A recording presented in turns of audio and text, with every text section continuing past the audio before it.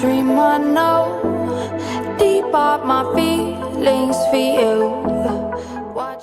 Welcome back to Reality Latest Gist, my good people. Welcome back to your number one channel for reality news on politics and many other cocoa with the sup. First, that is our green, white, green country, so we be Nigeria. Once again, we don't come with breaking news, we don't come with updates. Me get a report from my table like this where the general public need to be aware about. I no be lie, my good people. This na information be say e good make it enter the ears of mama, papa, brother, sister, everybody for inside we nation Nigeria suppose get this update. No say one countryman wey dey go by the name Wealth Nnamdi, e don commit atrocity. This man now dey on the run. This man now don meow sake of say he allegedly kpai his pregnant fiancée wey dey go by the name Osazu Isaac and her daughter wey last men come identify as Miracle. Now the reason wetin make this jaguda man kpai this men na because say dem get disagreement. And now this update na another reason why men gats avoid quarrel, because na quarrel na dey last lead to disagreement, and disagreement go lead to fight, and most times fight na dey lead to RIP. Now tori pipo dey get informate from one country person wey be their neighbor. This country person now im dey talk under the condition say tori pipo no go mention im name. Now according to the report wey reach our table on Tuesday wey be the 25th day of March for inside this year wey be 2025, so this country person so wey dey go by the name Wealth Nnamdi and his wife to be wey be Osazu Isaac, dem will get disagreement on the 16th day of March for inside this year 2025, and that argument so na come lead to kwata. Unexpectedly come lead to the RIP of the daughter wey be Miracle, and the neighbor so wey be eyewitness dey yarn dey give tori pipo say this men so this couple so they were about to get married o.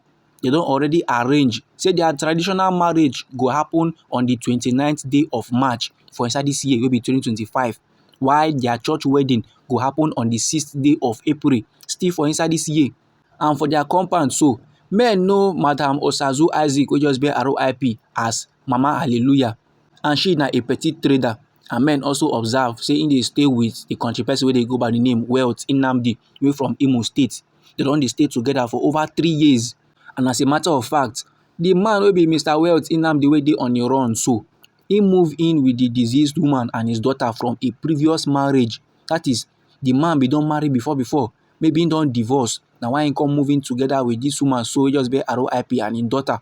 And the late Osazu Isaac bin dey pregnant, but unfortunately the baby now wey carry for belle bear RIP along with the person wey carry am for belle.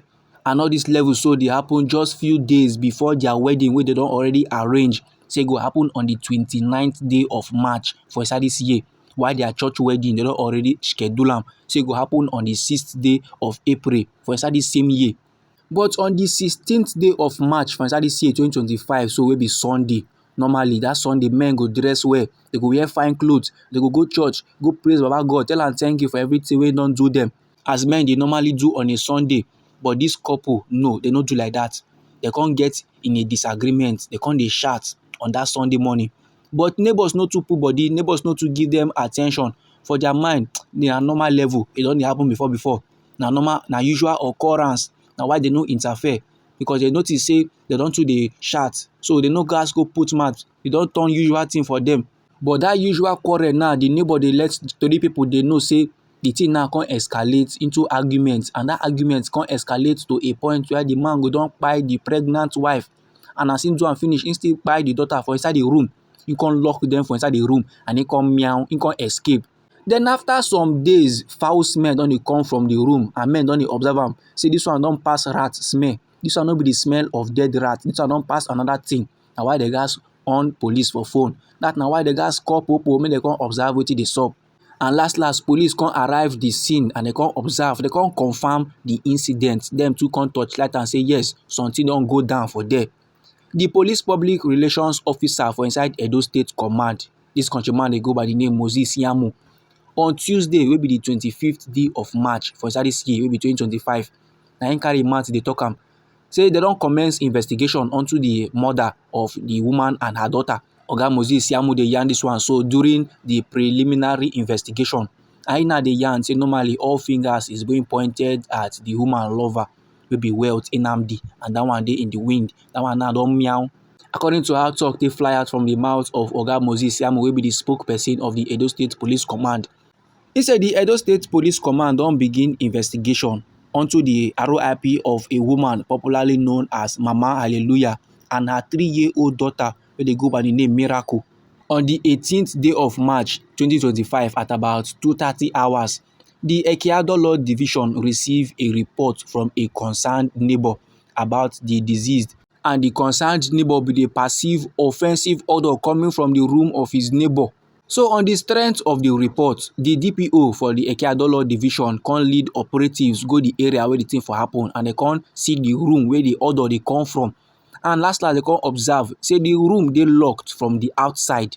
And when they come force the room open, they come burst in only for them to discover the already decomposing body of the woman with injury for her headpan, and dem dey observe say the injury is caused by machete, and the body of the baby just dey on top bed. During preliminary investigations, all fingers dey point at her live-in lover, simply identified as Wealth Nnamdi, and the operatives also find out say the man wey dey on the run so and the woman wey bear RIP so suppose get married on the 29th day of March for inside dis year wey be 2025. So dat my good pipu na the statement wey Oga Moses Siamo wey be the spokesperson of the Edo State Police Command drop about the matter. And now dey yarn dey give the general public say currently the suspect dey at large. The suspect don go underground since the discovery, and the command, that is police, dey go do everything wey dey possible to ensure his arrest. They go make sure say dem gbab dat countryman and he go face the full wrath of the law. So dis my good pipu na the informate wey I wan share give the general public. Anyhow the matter be you for body, or if e be say you get contributions onto the matter, no let anybody or anything stop you. Feel free make you drop am inside our comment section, and I believe say onto this update so countrymen get a lot of things to talk about. I know say this update now go bring about blame game and pointing finger. Some fit dey yarn say na the woman fault why e go dey stay with man wey get anger issues.